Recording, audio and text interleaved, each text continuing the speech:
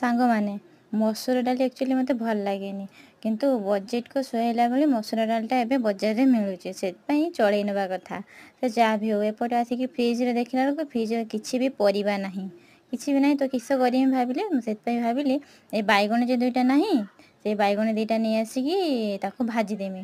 ସେ ଯାହା ବି ହଉ, ବାଇଗଣକୁ ଗୋଲ ଗୋଲ କରି ବ୍ରହ୍ମା ବିଷ୍ଣୁ ମହେଶ୍ୱର, ଯେମିତି ଛୋଟବେଳେ ଆମେ ପାଠ ବ୍ରହ୍ମା ବିଷ୍ଣୁ ମହେଶ୍ୱର ମଣ୍ଡୁ ନଥିଲି କି, ସେଇଭଳିଆ ଗୋଲ ଗୋଲ ଗୋଲ ଗୋଲ କରିକି କାଟିଦେଲି। କାଟି ଦେଇକି ସେ ବାଇଗଣକୁ ବାଇଗଣର ହଳଦୀ ଗୁଣ୍ଡ, ଲଙ୍କାଗୁଣ୍ଡ, ଲୁଣ, ଜିରା ଗୁଣ୍ଡ, ଏଇସବୁ ଗୁଣ୍ଡ ମସଲା ସବୁ ପକାଇ ଦେଇକି ତାକୁ ଗୋଳେଇ ଦେଇକି କଡ଼େଇ ବସେଇକି କଡ଼େଇରେ ତେଲ ଗରମ କରିକି ଗରମ ତେଲରେ ବାଇଗଣକୁ ପକାଇକି ଭାଜିଦେଲି।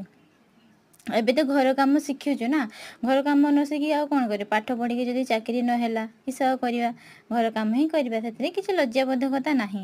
ଛାଡ଼ନ୍ତୁ। ତ ମୁଁ ଗୋଟେ ସାଇଡ଼୍ରେ ଡାଲି ବସେଇ ଦେଇଛି ପ୍ରେସରରେ, ଏପଟେ ମୁଁ ବାଇଗଣ ଭାଜୁଛୁ।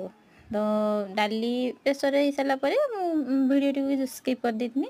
ତାପରେ ମୁଁ ସେଠି ହେଉଛୁ ଡାଲି ଛୁଙ୍କ ଦେଇଦେଇଛି। ଡାଲି ଯେମିତି ଛୁଙ୍କନ୍ତି ନର୍ମାଲ, ସେମିତି ଡାଲିକି ଛୁଙ୍କ ଦେଇକି ରଖିଦେନି। ତ ଆଜିର ମେନୁ ଆମର ଥିଲା ମସୁର ଡାଲି, ତାପରେ ବାଇଗଣ ଭଜା, ଆଳୁ ଚଟଣି, ଆଉ ସାଇଡ଼୍ର ରଖିଛି ପାମ୍ପଡ଼ଟା।